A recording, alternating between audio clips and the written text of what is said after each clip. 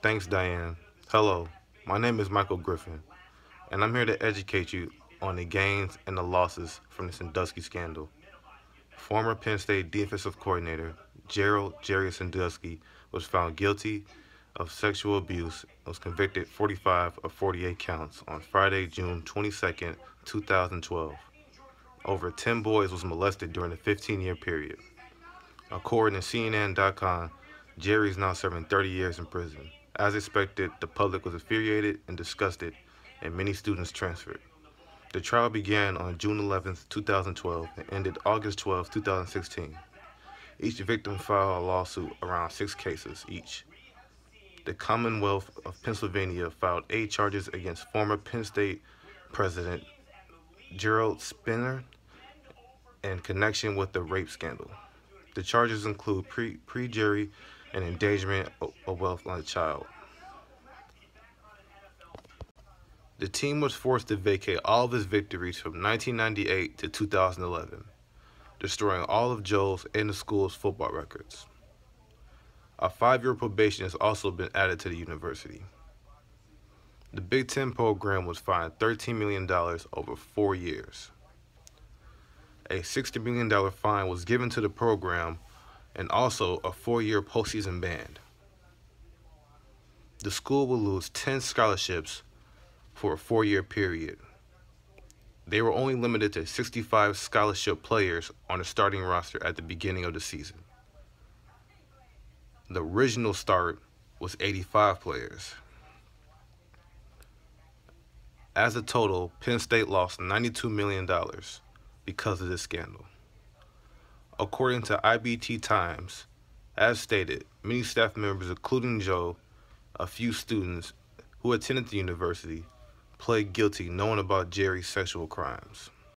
Knowing that it would cost him everything, he kept quiet. Everyone kept quiet to gain power. He wanted to gain power from the players, he wanted to win championships, and it was never really about money. His norm was the program over the children, but of course the standard norm would be the opposite, which would be the children over the program. Life is more important than winning, and it's sad that he chose to win instead of doing the right thing by letting everyone know what Jerry Sandusky was doing. But now it's time to go over the gains. The NCAA ends the Nittany Lions postseason ban and the scholarship limits. The $60 million fine and the 13 years of vacay wins for renowned coach Joe Paterno remains in place as of September 8, 2014.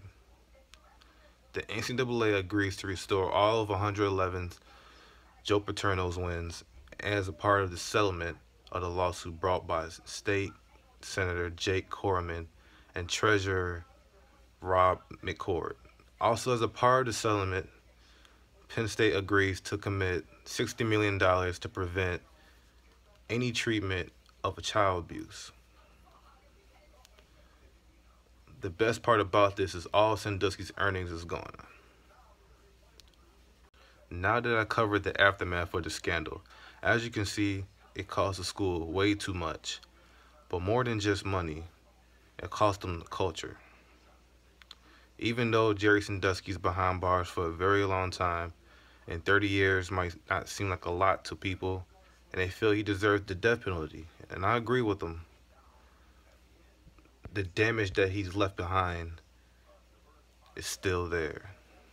The people that he's affected, the victims that he's touched, are still going through what he put them through.